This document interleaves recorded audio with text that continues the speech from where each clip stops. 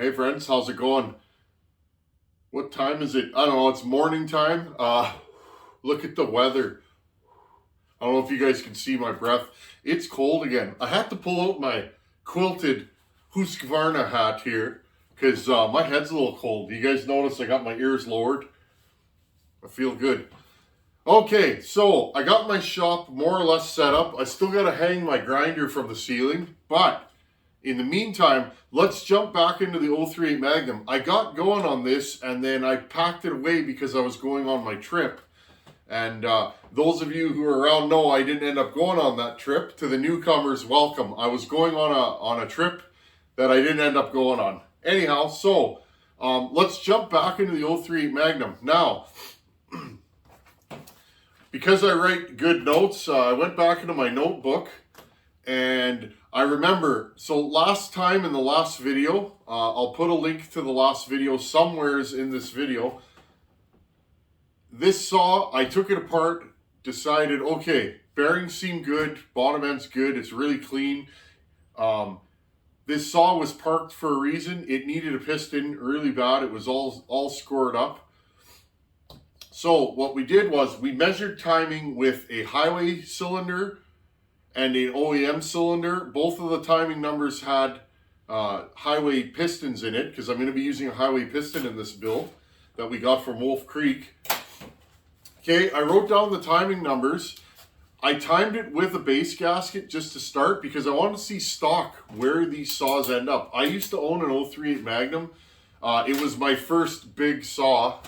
I don't think of it as a big saw anymore, but when I got my 038 Magnum with a 24-inch bar, I thought I was moving and shaking, a proper logging saw. I ended up selling that saw. Kind of sad about that. I do miss it. I'll get another one day, but so I got this one on the bench. I've always wondered where these things pull pretty hard in bigger wood. They're not the fastest saw.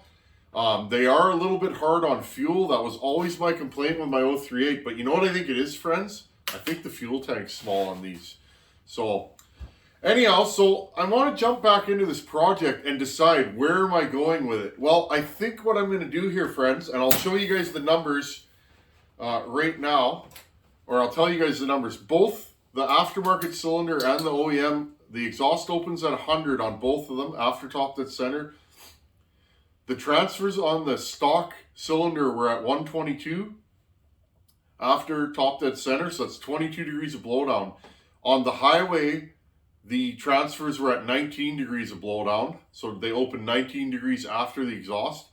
The highway had opens 2 degrees sooner on the intake than the OEM. So the highway has shorter blowdown, which isn't terrible. It's a couple degrees, 3 degrees on this saw. Little more intake timing, same exhaust roof. So I think, friends, for all intents and purposes, I'm going to go with the OEM cylinder. I've inspected the cylinder. It looks clean. Doesn't look like there's much wear on it. So let's port this OEM cylinder. I'll put this back into my my spares. Let's port this cylinder and turn it up a little bit and make this into just a nice all-around work saw. And then after we'll hone it, and I'll show you guys another cylinder hone job before and after.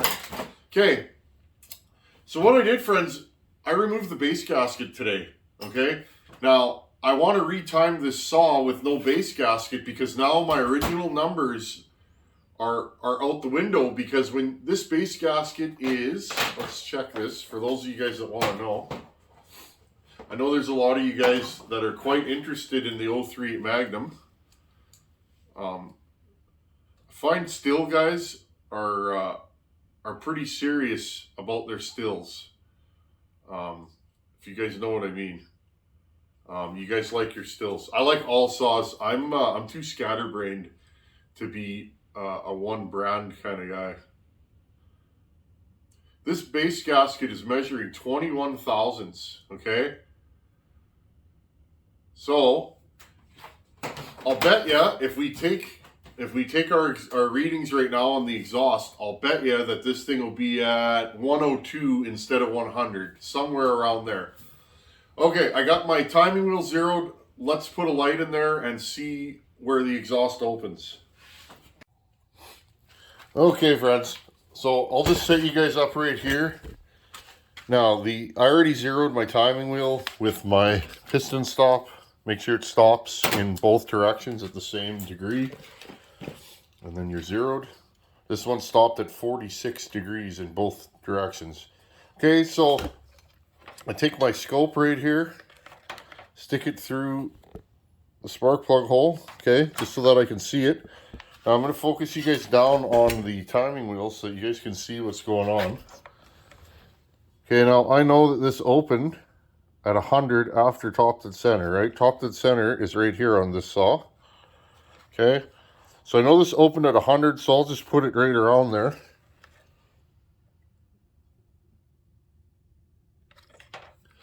Okay, it opens right there. So what did we get out of this? Let me double, triple check this.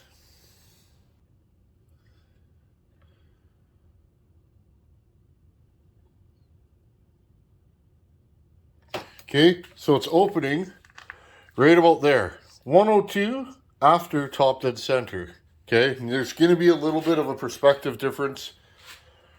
Okay, so I'm going to write that down. 102 after top dead center. If you're new at this, do it 3 times and you'll make sure that your numbers are correct. Okay, friends, so I wrote down that the exhaust is 102 after top dead center. Where do the transfers open? Nice thing is I can see these transfers right about there. Where do the transfers open now? Oh, interesting.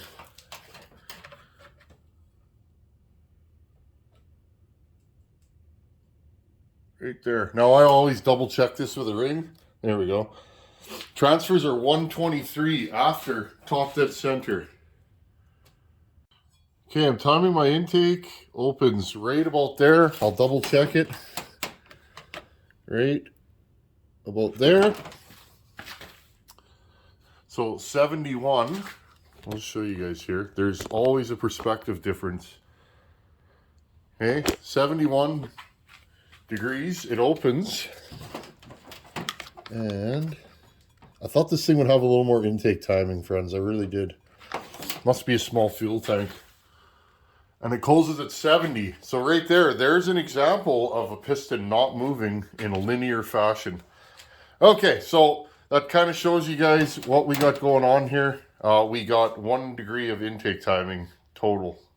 Okay, and while we have this different combo, let's measure the squish. Hopefully this stuff's really, really thin. Hopefully this stuff will work. Okay.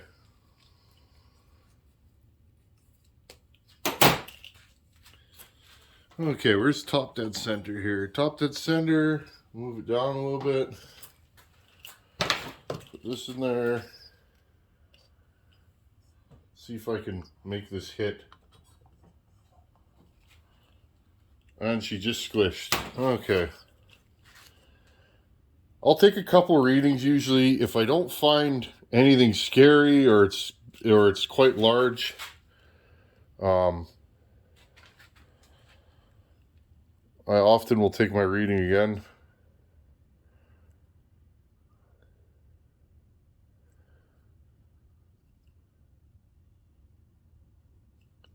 Okay, that's a little on the tight side. And that's okay. If it is on the tight side, we can work around that. That's no problem. Okay, let's try it one more time.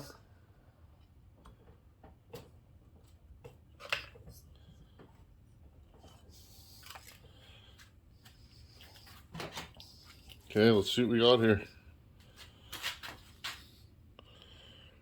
Everything's cold today. My calipers are cold.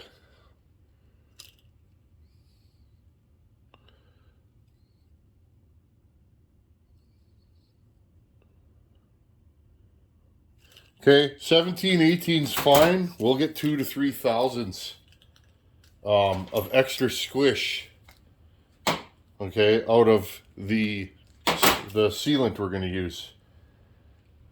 All right, Moto Seal, anything like that, I'll do one on the side. Now, Moto Seal and that kind of stuff, it gives you 2 to 3 thousandths.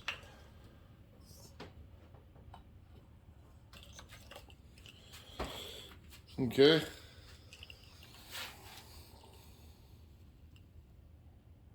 She's a little on the tight side. I'm not super worried. 1920 is tight, but I think we're going to be just fine. I'll really check it again once we go to assemble the saw. But really, optimal for me is around 17, 18, and then you get about 2,000, 3 thousandths with the assembly silicone. And this saw is like perfect, so it should be just fine. Okay, well, let's talk about the numbers and where am I going with this saw. Okay, so what did we end up with by doing a base gasket delete? Remember, when you lower the cylinder, you lower your exhaust roof, meaning you will cut some RPM in the saw, and this is stock, I don't mean ported. You will cut some RPM in the saw, you will create more compression, you will get a little bit of intake timing, and your transfer blowdown will be the same, right? It doesn't really matter. They should be pretty close, right? Depending on what you did with the saw. But in this case, now I'm measuring this by eye. My exhaust port opens 2 degrees later, which is what I thought it would, 102 after top dead center. You could track, after you poured a lot of saws, friends, and I mean, I haven't ported a bajillion saws, but when you start porting saws that are the same bore and stroke, you can kind of know how much the piston moves and how many degrees that is on the saw. So I was guessing I'd get about 2 degrees lowering of the exhaust port, and I did. My transfers, I measured them by eye at 123. I was measuring them at 122 before. That's probably fair. We've lost 1 degree. They open a little bit later. My intake opens 1 degree sooner, and it closes at the same point, which is kind of funny. So I ended up with 141 degrees of intake duration on this saw. Kind of lazy. You know, these things must have small gas tanks, because when I had my 038 mag stock, it had the triple port muffler, but other than that, it was stock. That saw burnt a ton of fuel. So what are we going to do with this saw? Well, let's go to our handy dandy scribbler, and I'll show you guys what I want to do with this saw and kind of show you guys the timing. Plotting a saw build for me is the fun. You kind of have to decide where you want to go before you get to grinding. That's why it's important to keep notes and use a timing wheel and measure everything. Which reminds me, Squish will say it was at about 17.5 thousandths is what I measured. Okay, let's go to the book. Okay, friends, here's all my handy dandy scribbling. You guys can see. Okay, so we're only worried about this. This is what we're working with, right? Stock jug, highway piston, no gasket. Exhaust is 102.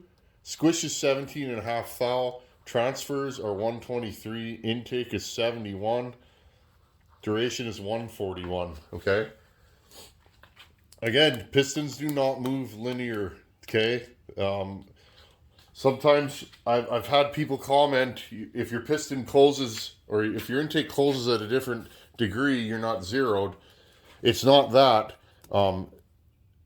Just because a piston opens at a certain time doesn't always mean it closes at the same time, has been my experience. So either way, whatever you measure, friends, or however you measure it, as long as it makes sense to you and you can accurately plot what you're doing and recreate your results, it doesn't matter. I know so many different ways to measure timing. This is just the way I do it because it makes sense to my brain. Okay, so right now, exhaust is 102. The question is for me is, what do I want to do with this saw? Well, this is a short stroke overbore saw. So I would like to increase my blowdown a little bit. I want more intake timing.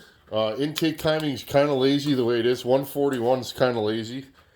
So I've never ported one of these, friends. So here's my thoughts, okay? Exhaust. I know who owns this saw, and I know what he's going to be doing with it. I know the area he cuts in.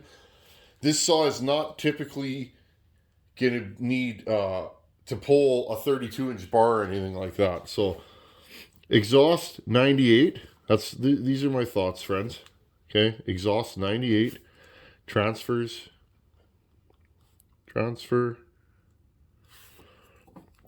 123. That's right. I'm not moving the transfers. Intake.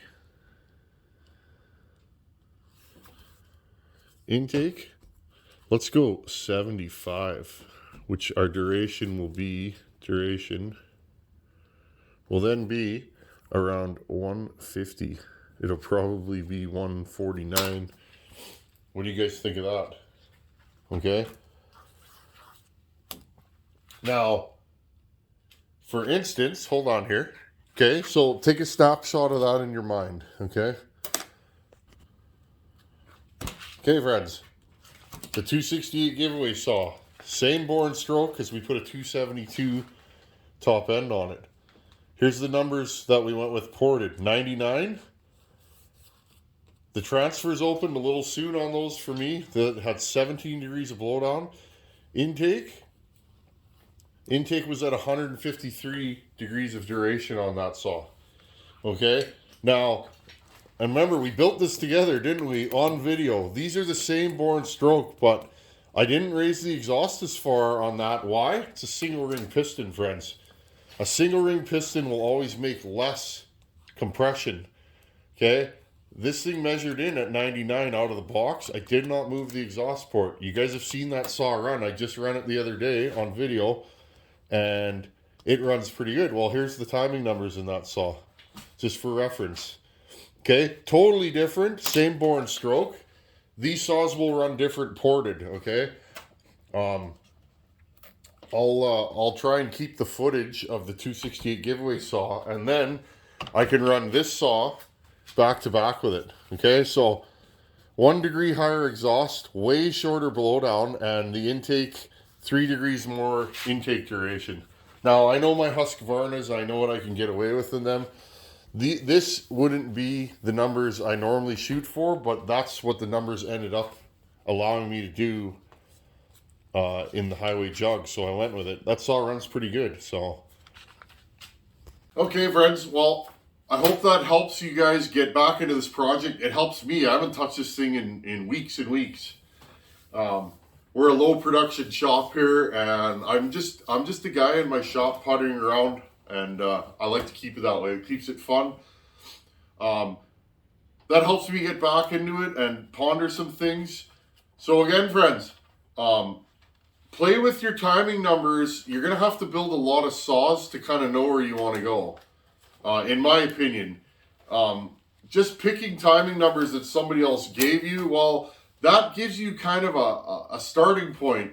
But what really controls how a saw runs is everything else. The port shapes, what you do to the transfers, your case capacity, your exhaust, all that stuff, your ignition timing. The timing numbers is just a small piece of the pie. I used to just focus on timing numbers, but now that I've gone all over the place with timing, I know what not to do with timing, but there's so many other things that go with the timing numbers. So anyways, friends, we'll go 98, 123, 75 on this and see how it runs. I think it'll run pretty good. If it doesn't, we can always go back in and move the numbers. I think 98 will be a nice exhaust roof height on this. This saw has longer blowdown out of the box, so I think adding a little more blowdown, meaning opening my transfers later, will only help with this. And my intake timing, putting it at around 150 is usually a safe bet. I don't want this thing to be a gas hog.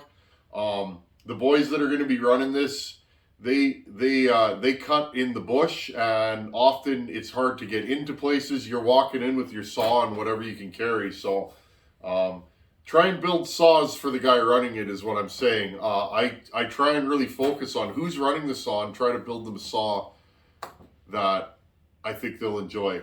Sometimes I get it 100%. Sometimes I got to tweak it. That's just the way it goes. So anyhow, friends, 038 Magnum back on the bench. I want to grind something. I haven't ground anything in weeks and weeks and weeks. So I'm really, really excited to get this thing up and running. Hopefully it runs. Remember, this saw was DOA. It's never been run by the owner. I've never run it.